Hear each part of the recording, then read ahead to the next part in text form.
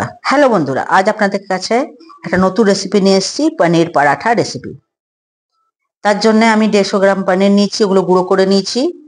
দুটো মাঝারি সাইজের টমেটো ছোট ছোট করে কুচি করে নিয়েছি, কিছুটা ধনেপাতা কুচি করে নিয়েছি এবং একটা বড় সাইজের পেঁয়াজ কুচি করে নিয়েছি। লঙ্কাটা আজকে বললো না খাবো, সেই জন্য লঙ্কাটা দিইনি। তেল গরম হয়ে গেছে, তাতে পেঁয়াজটা দিয়ে দিলাম। পেঁয়াজটা হালকা লাল করে একটু ভেজে নেব।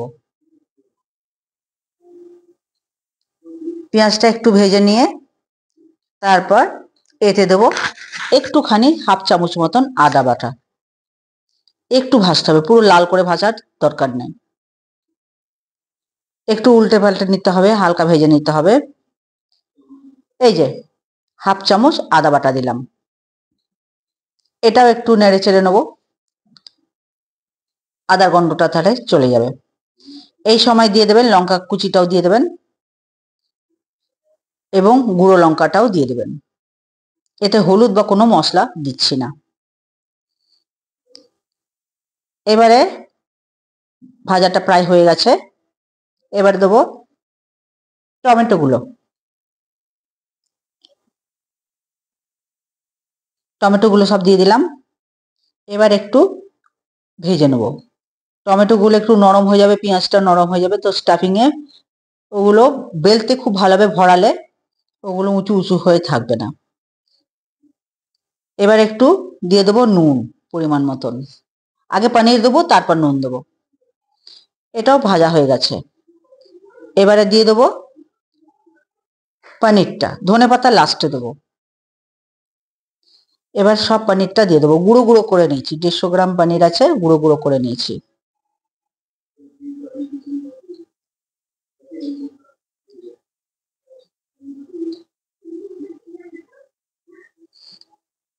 এই যে সবটা দিয়ে দিলাম, এবারে এটা নেড়ে চেড়ে নেবো। এবার একটু নুন দিয়ে দেবো, কম করেই দেবো কারণ ময়দাতেও নুন দেবো, সেই জন্যে একটু কম করে নুন দিলাম। 1 চামচ মতন দিয়েছি নুন, বেশি দিইনি। এবারে এটাকেও মিক্সড করে নেবো। পনিরটা ভালো করে মিক্সড হয়ে গেলে এতে দেবো হাফ চামচ মতন আমচুর পাউডার। প্রায় মিক্সড হয়ে গেছে, এবার হাফ চামচ আমচুর পাউডার দেবো।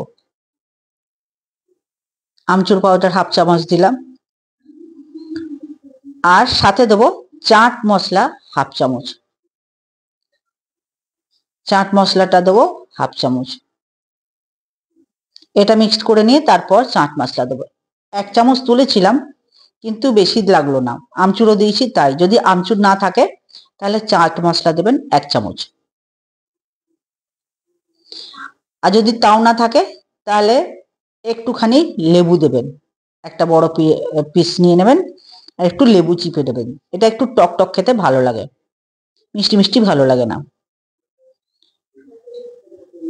তো এইবারে চাট মশলা আমি 1 চামচ নিয়ে 1 চামচ দিইনি, কেননা আমচুর দিয়েছিলাম, হাফ চামচ দিলাম। এটা এবার মিক্সড ভালো করে করে নেবো। তারপরে দিয়ে দেবো ধনেপাতা কুচিটা দিয়ে মিক্সড করে নামিয়ে দেবো।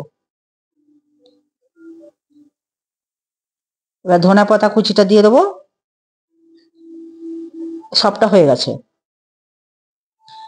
আগে কিন্তু আপনারা আদা বাটা যখন দেবেন তখনই লঙ্কা কুচি এবং লঙ্কা গুঁড়ো দিয়ে দেবেন। আজকে কেউই লঙ্কা খেতে চাইলো না, সকালে বলে সকাল সকাল লঙ্কা খাবো না, সেই জন্য আমি লঙ্কা দিইনি। এই যে ধনে পাতাটা ভালো করে মিক্সড করে নেবো। এবার আমার স্টাফিং রেডি, এটা গ্যাসটা বন্ধ করে দেবো। এবার এটা ঠান্ডা হতে দেবো। ঠান্ডা হতে দিয়েছি, এবার ময়দা নিয়ে নিলাম। ময়দাতে হাফ চামচ মতন জোয়ান দিয়ে দিলাম। আমার ক্যামেরাটা ঠিক মতন সেটিং হয়নি, আর একটু এপাশে ঠেলতে হবে। এবার নুন আর একটু তেল দিয়ে দিলাম, ময়ামের জন্য তেল দিয়ে মিক্স করে এবার ময়দাটা ভালো করে মেখে নেব। ভালো করে মেখে নিয়ে নরম করে মাখতে হবে, খুব শক্ত করে মাখলে হবে না। নরম করে মেখে নেওয়া হয়েছে, এবার এতে লেচি কেটে নেব। লেচি কেটে নিয়ে এরকম করে, যেহেতু নরম হয়েছে, একটু করে ময়দা দেবো, তাহলে হাতে সাটবে না, সেটাই যাচ্ছিল। সেই জন্য একটু করে ময়দা দিয়ে তারপর ওটা এরকম গোল গোল করে বাটির মতন করে নেব এবং ওতে পরিমাণ মতন স্টাফিং ভরে দেবো। আমি 2 চামচ 2.5 চামচ মতন স্টাফিং ভরেছি।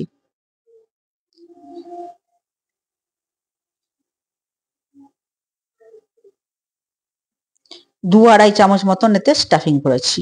যতটা ভরবে ততটা ভরে টিপে মুখগুলো বন্ধ করে দেবেন এইভাবে।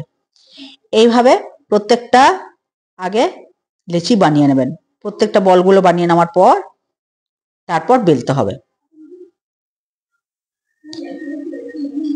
ভালো করে মুখটা বন্ধ করে দিতে হবে। এই যে বানানো হয়ে গেল। আর এবার ভালো করে গোল করে নিয়ে এবার রেখে দেবো। একটা একটা করে সবগুলো এরকম করে করা হয়ে গেল। এবারে বেলবো। ভালো করে ময়দায় লাগিয়ে ওটাকে বেলতে হবে। আগে হাতে করে একটু চিপে চেপে দেবো। যতটা আস্তে আস্তে আস্তে চিপে একটু বড় বড় করে নেবো, তারপরে সেটাকে বেলবো। যদি ফেটে যায় সেই জায়গাটা একটু গুঁড়ো ময়দা দিয়ে দিতে হবে, তাহলে ফাটাটা বন্ধ হবে। নরম ময়দা মাখলে এটাই সুবিধা হয়, যদি ফেটে যায় সেখানে একটু গুঁড়ো ময়দা দিয়ে দিলে বন্ধ হয়ে যায়। ওই যে ওই ফাটা জায়গাটা একটুখানি গুঁড়ো ময়দা দিয়ে দেবো, ব্যাস। এবার বেলে নিলে ওই জায়গাটা বন্ধ হয়ে যাবে। নরম ময়দা ওটাও ওর সাথে সেট হয়ে যাবে। এরকম করে যতটা বড় পারা যাবে ততটা বড় করে বেলে এবারে ভাজতে হবে। আমি বেলে দিচ্ছি, মা ভেজে দেবে। প্রায় বেলা হয়ে গেল, এবার মাকে দেবো ভেজে দিতে। আর এইটা দই দিয়ে তৈরি রায়তা দিয়েও খাওয়া যায়, কিংবা দই একটু চিনি নুন আর একটু লঙ্কা মিক্সড করে গোলমরিচ মিক্সড করে একটা করে দিয়েও খাওয়া যাবে, আবার টমেটো সস দিয়েও খাওয়া যাবে। তো এইভাবে বানিয়ে করে দেখবেন। এবার ভালো করে সেঁকে নিয়ে তেল দিয়ে ভেজে নিতে হবে, তাহলে রেডি হয়ে যাবে পরোটা, পনিরের পরোটা। তো এইভাবে আপনারা করে খেয়ে দেখবেন এবং ভালো হয় তো আমাকে কমেন্ট করে জানাবেন যে আপনাদের রেসিপিটা কেমন লাগলো। যদি ভালো লাগে তো লাইক শেয়ার সাবস্ক্রাইব করবেন, এবং আপনি যদি নতুন দেখছেন তাহলে পাশে থাকা বেলটাও টিপে দেবেন, তাহলে আমি নতুন কোনো ভিডিও দিলে সহজেই আপনার কাছে পৌঁছে যাবে। আর আপনাদের কাছে আমার একটা অনুরোধ, সাবস্ক্রাইব করতে বা লাইক শেয়ার করতে পয়সা আপনার কাটবে না, মোবাইল থেকে একটাও পয়সা কাটবে না। তো প্লিজ দয়া করে সাবস্ক্রাইব করে দেবেন এবং লাইক শেয়ার করে দেবেন। যদি আপনার বন্ধুদের ভালো লাগে আমার রেসিপি, তাহলে বন্ধুদের নিশ্চয়ই শেয়ার করে দেবেন। আপনারা যদি সাবস্ক্রাইব করেন তাহলে আমি অনুপ্রেরণা পাই নতুন রেসিপি আনার জন্য। তাই দয়া করে সাবস্ক্রাইব করে দেবেন এবং পাশে থাকা বেলটাও টিপে দেবেন, তাহলে আমি নতুন কোনো ভিডিও দিলে সহজেই আপনার কাছে পৌঁছে যাবে। এইভাবে একে একে সব পরোটাগুলোই ভেজে নিতে হবে। মা এখন একটা ভাজলো, তারপর একে একে সব কটা ভাজবে। তারপর এটা দই দিয়ে খেতেও খুব ভালো লাগে, আর টমেটো সস রায়তা এগুলো দিয়ে খুব ভালো খেতে লাগে, কিন্তু টমেটো সস দিয়েও খুব সুন্দর লাগে খেতে। এভাবে করে খেয়ে দেখবেন এবং আমাকে কমেন্ট করে জানাবেন যে আমার রেসিপিটা আপনাদের কেমন লাগলো।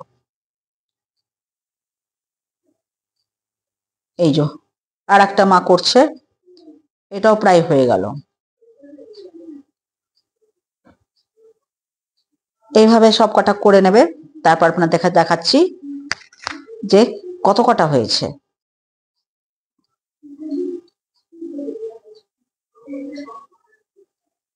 দেখুন অনেকগুলো হয়েছে, মা সুন্দর করে ভেজে দিচ্ছে একটু একটু করে, ভাজা হয়ে গেল।